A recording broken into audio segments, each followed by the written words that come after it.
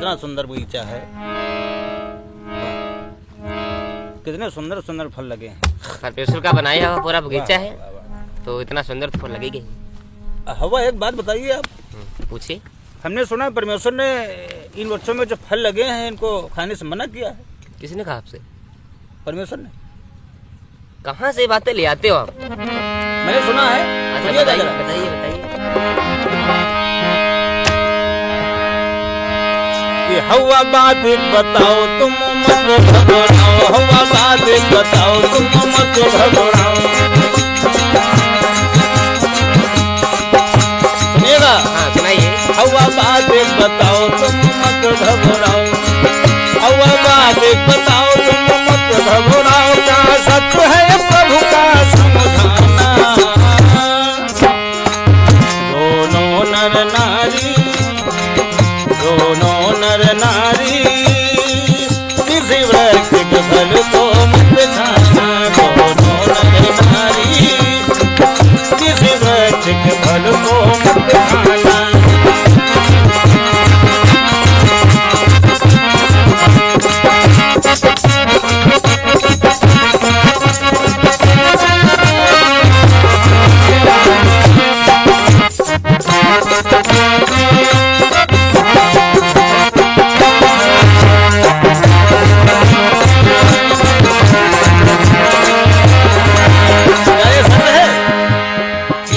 आप कह रहे हैं बिल्कुल सत्य नहीं है। परमेश्वर ने हमारे लिए बगीचा बनाया और हमें आज्ञा दी है कि सारे वृक्षों के फल खा सकते हैं, लेकिन सिर्फ उसमें एक शर्त है। सुनिए जरा ध्यान से। हर सारी वाटिका में जाऊं इसके वृक्षों के फल खाऊं, हर सारी वाटिका में जाऊं इसके वृक्षों के फल खाऊं, सारी वाटिका में जाऊं इसके वृक्षों के फल खाऊं। बस इतना है प्रभु का समझाना, जो वृक्ष मध्य में, जो वृक्ष मध्य में इसके फल को तुम मत खाना, जो वृक्ष।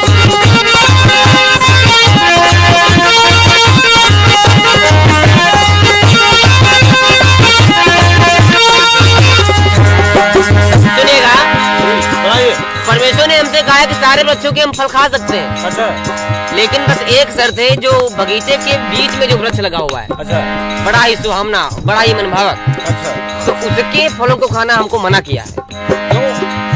और सुनिए, अब आगे सुनिए, इतना ही नहीं, खाने को नहीं मना किया है, वो उसको खाना तो है दूर, उसको छूना मना है, उसको खाना तो है दूर, उसको छूना मना है, उसको खाना और सब कुछ हमारे लिए ही बना है, और सब कुछ हमारे लिए ही बना है। अगर मैं उसको छू भी लेती हूँ तो मैं मर जाऊंगी। हाँ, होकर मैं उसके फल को खाऊं तो मैं जीवित न रह पाऊं, ऐसा परमेश्वर का समझाना। जो वृक्ष मध्य में, जो वृक्ष मध्य में इसके फल को तुम मत खाना, जो वृक्ष मध्य में इसके फल को तुम मत खाना।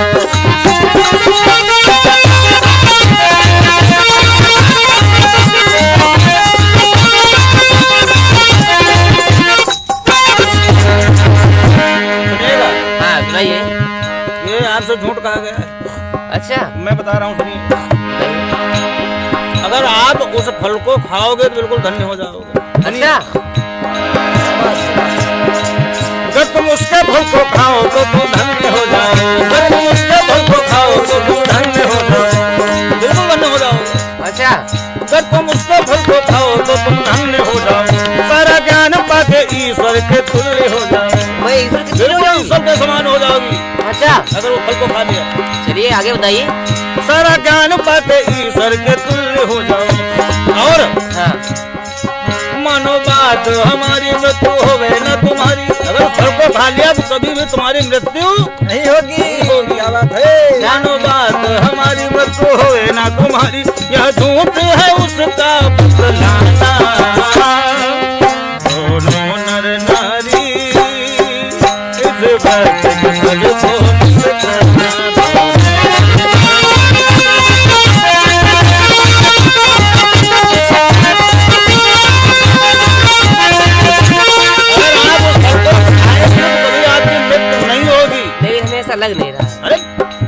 थोड़ा कहना है।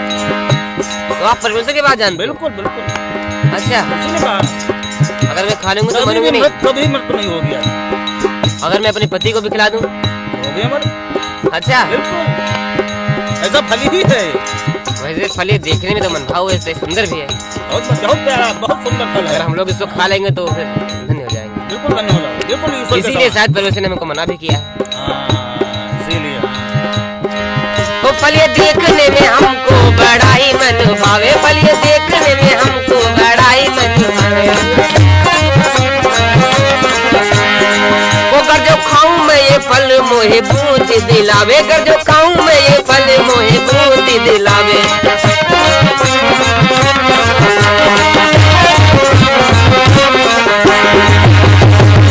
अब हमने है ठाना, वो अब हमने है ये ठाना, मुझे इसका फल खाना, अपने पति को भी हमको है खिलवाना। कहना ईश्वर का, कहना ईश्वर का हवा ने आज नहीं माना, कहना ईश्वर का हवा ने आज नहीं माना।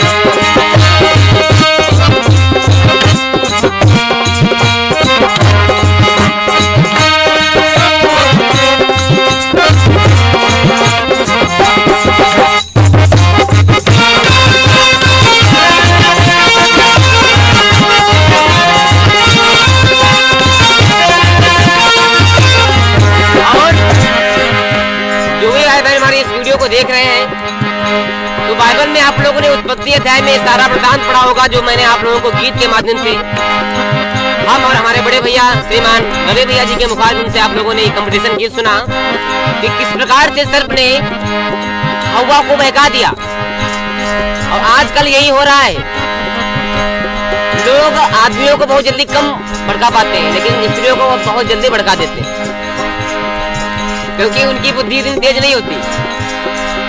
थोड़ा कुछ बात कह देते उनके दिमाग में गूंजने लगती है।